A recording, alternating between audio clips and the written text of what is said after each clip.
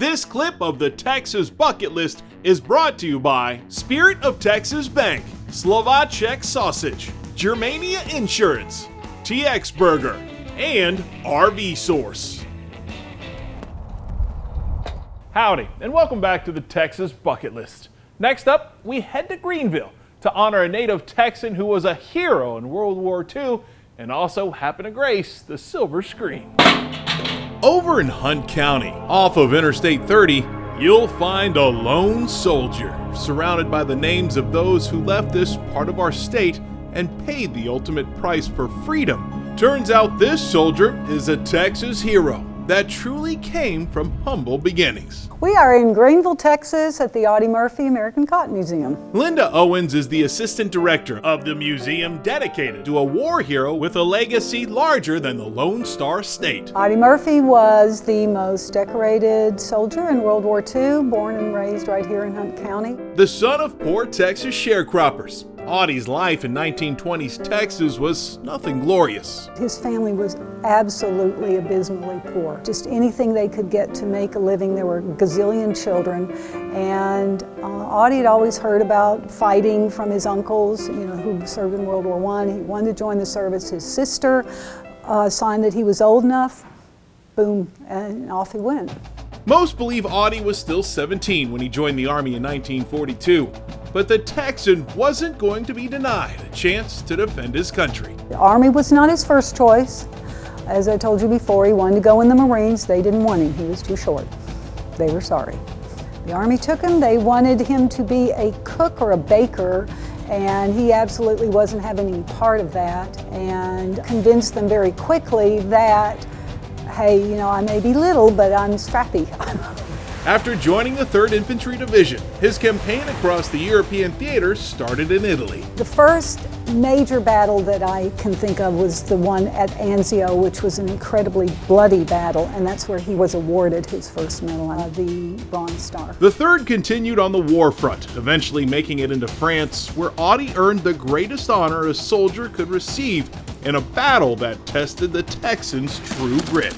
The Germans had the Americans pinned down, and there was a tank on fire, and Audie jumps on this tank that's on fire that could explode any minute, and he's mowing them down. The story is that he killed 250 Germans. He made his men stay back. He didn't want them in danger, but he had no problem putting himself in danger. Audie was awarded the Medal of Honor, and after 3 years in Europe, returned home a hero, but none of that mattered to him. This is a shadow box showing Audie's medals, and these are representations of his medals. I mean, he earned them, but these are not the ones he wore. Medals didn't mean a whole lot to him. He believed that the real heroes were the ones who died.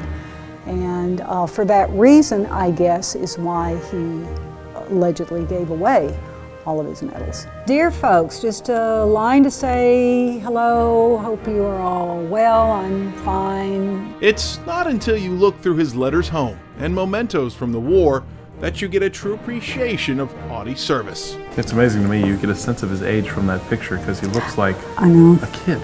I know. And that's with the war being over. He was. His nickname in the Army was Baby, which he did not like. I mean, would you like it if, No. You're a guy and you're being called Baby? But he was so baby-faced, and he was all of 21 when the war was over. If that old, he may have just been 20. He did more stuff at the age of 21 than... By the age of 21, yeah. Yeah, than most people do in their lifetime. Exactly. It's amazing. Audie made the cover of Life magazine, and Jimmy Cagney saw it, asked Audie to come to Hollywood. He basically helped Audie get his act together. In 1955, he played himself in the movie To Hell and Back, which told the story of that fateful battle in France. The movie was Universal International Pictures' highest grossing hit until a giant man-eating shark came around in the 70s. He told one director, don't remember who it was, that he suffered from a major handicap, and the guy said, what was it? And he said, no talent. Audie passed away in 1971 in a tragic plane crash, but his legendary life lives on in Greenville at the Audie Murphy Museum. Well worth a stop on the Texas Bucket List. Everybody should know about a hero, and Audie Murphy was a Texas hero. Somebody that came from almost nothing and put himself above others to accomplish great things in the face of the enemy, I guess the ultimate stress test, and survived. I think everybody should know our heroes, especially kids. And who do they have to, give them somebody who's gone on to greatness, something to look up to aspire to, hey, I could be like that. I mean, this guy's a Texan, and he's the most decorated hero in World War II. So Texans should be proud of that.